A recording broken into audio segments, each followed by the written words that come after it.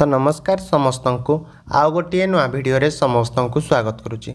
आज्ञा जदि घरे आपण मानकर आधार कार्डटी अच्छी तो निश्चिंत भाव में ये भिडटी को आपण मैंने देखु कहीं गवर्नमेंट तरफ गोटे दिन में गोटे नियम आसूची।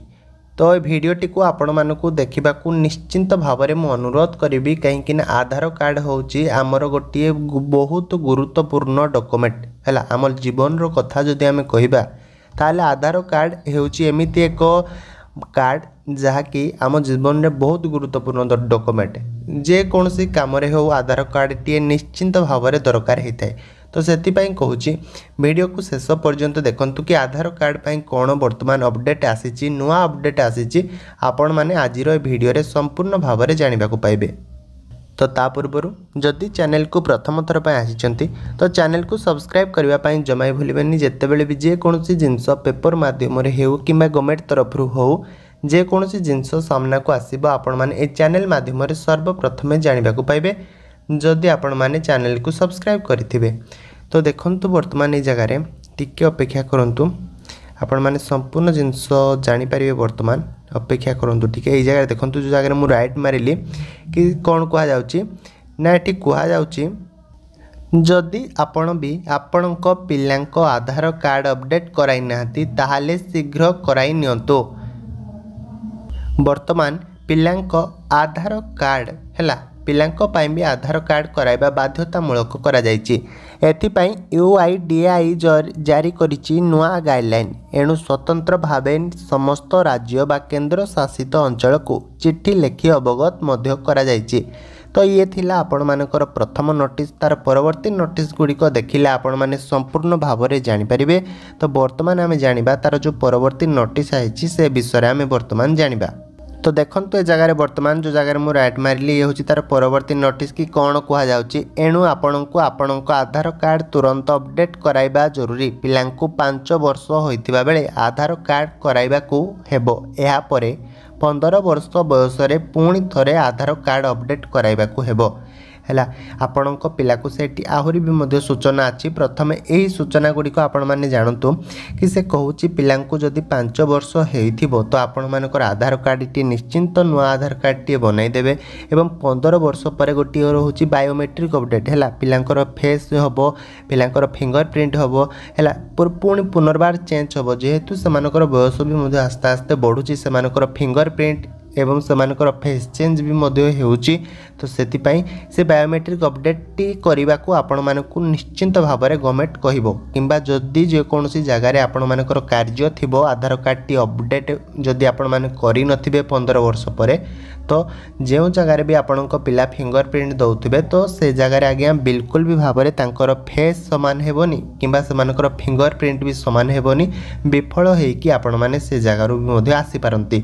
ए जिंस आपण माने सफा सफा मन रखि थांतु जेतेबेले भी आपण मानकर पिलांको 15 वर्ष बयस पर पुणी थरे आपण मानकर पिलांको आधार कार्ड टी अपडेट कराई दियंतु।